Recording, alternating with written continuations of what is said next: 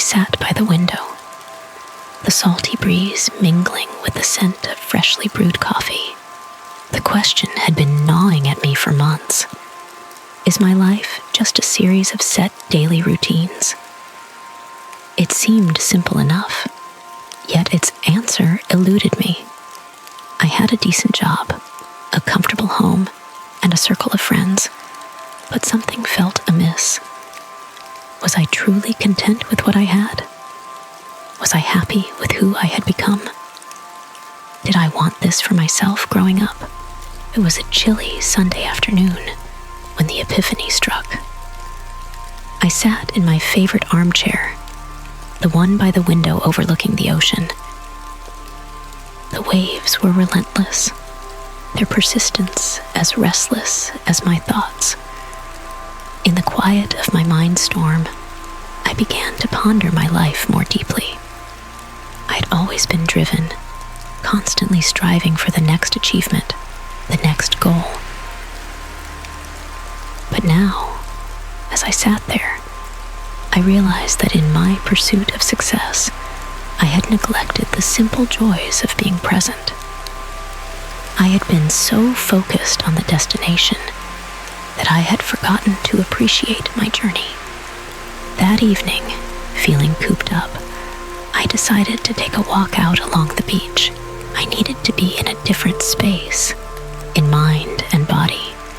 The cold, wet sand beneath my feet grounded me in a way I hadn't felt in years. I watched the waves crash and recede, their constant motion a reminder that life, too, has its ebbs and flows.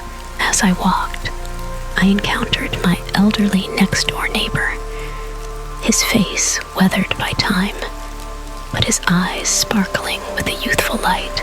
We struck up a conversation, and I found myself sharing my thoughts with him. He listened patiently, a soft smile playing on his lips. "You know, Catherine," he said after a while, "surpassing life's daily routines and flourishing isn't about what you have or what you achieve. It's about finding contentment in the present moment, embracing the life you have, and nurturing the relationships that truly matter to you and your happiness." His words resonated deeply with me. I realized that my discontent stemmed not from a lack of achievements or possessions, but from a lack of gratitude for the present. I had been so focused on what I didn't have that I had overlooked the abundance in my life. Returning home, I started a gratitude journal, noting down the small blessings of each day. I spent more time with my friends and family, truly listening and engaging with them.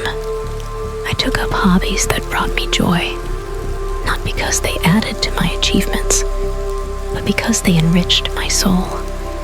Slowly, I began to feel a shift within me. The emptiness was replaced by a sense of fulfillment. I learned to find joy in the mundane and to appreciate the beauty in the ordinary. My life hadn't changed in any dramatic way, but my heart had. I was flourishing, not because of what I had, but because of who I had become. The journey wasn't always easy. There were days when the old restlessness crept back in, days when I questioned if I was doing enough. But I reminded myself of my wise neighbor's words. Flourishing was a choice, a daily practice of gratitude and presence. As the months passed, I found a deeper sense of peace. I stopped comparing myself to others and stopped chasing after the next big thing. Instead, I focused on thankfulness for what I had, nurturing my relationships, pursuing my passions, and living in the moment. One night, as I sat by the window, I realized that I was content. I was happy with who I was and grateful for the life I had.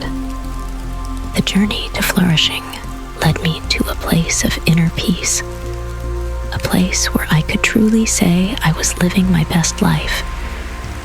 I'm not saying this because I am in need, for I have learned to be content, whatever the circumstances. Philippians 4:11.